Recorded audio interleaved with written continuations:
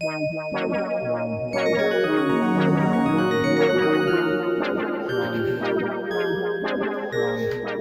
if you've been to a mall, you've probably seen these shops that sell these giant decorated cookies.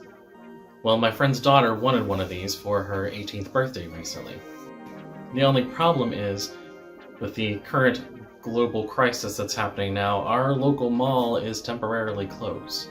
So my friend asked me if I would put one together for her. So here is a process video of exactly how I did that. So the first step in all of this was to mix up the chocolate chip cookie dough. Now, one of the stipulations was that it had to be a chewy chocolate chip cookie, like the kind that you get in the store. So I started with melted butter, and there's a higher volume of brown sugar to white sugar in this recipe. And the recipe will be in the description below the video if you'd like to make this yourself as well.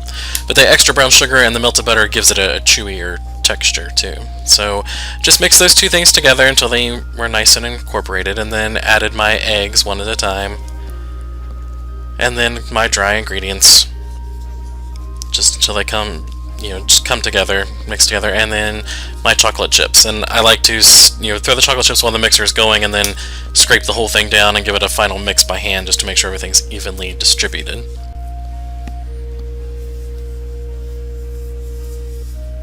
Next, I just lined a sheet pan with some parchment paper and gave it a little spritz with some cooking spray, and then put my cookie dough in the pan. I then sprayed my hands with cooking spray, and then just took time to carefully smash the cookie dough down until it filled the entire bottom of the sheet pan.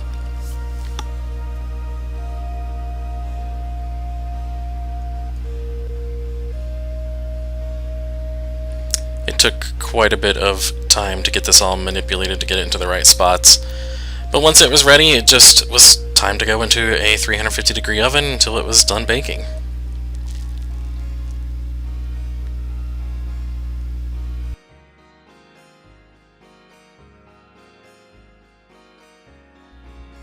Once it came out of the oven, it was nice and crispy yet chewy at the same time. This is my favorite chocolate chip cookie recipe of all time. I just let it sit and cool until it was, ready to come out of the pan. While it was cooling, though, I decided to mix up my icing to decorate it. Now, she wanted it decorated with the traditional vanilla and chocolate frosting like they do in the store. So this is my go-to buttercream recipe. Now, I don't typically like American buttercream. That uses a lot of powdered sugar and shortening. This one is a little different recipe. It's kind of a meringue base. It still has the powdered sugar, but instead of shortening, I use butter. But you start with just powdered sugar and egg whites.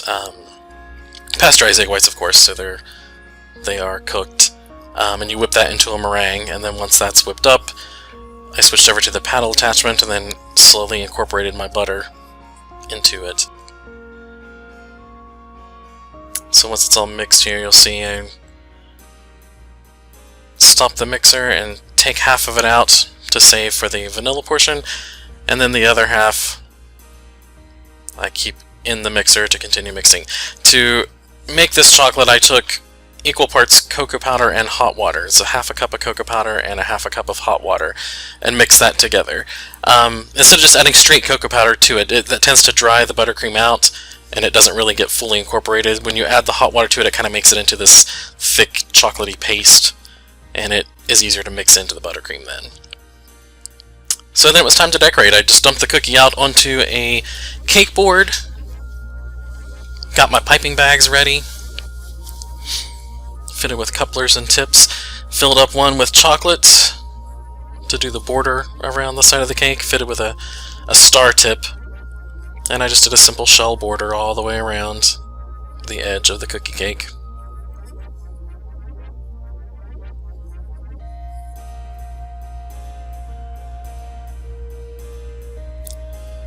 Then I used another piping bag filled with the vanilla frosting and a rose tip, and just did a little fluted border,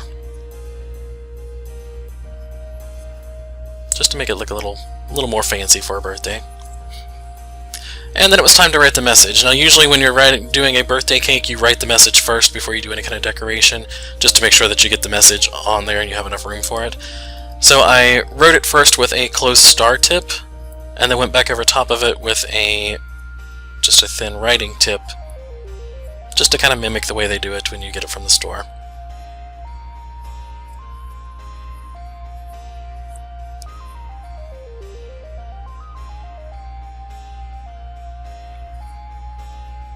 And then to fill up that empty space there on the side, I decided I would put a few buttercream flowers. So with my vanilla frosting, I just made a few roses.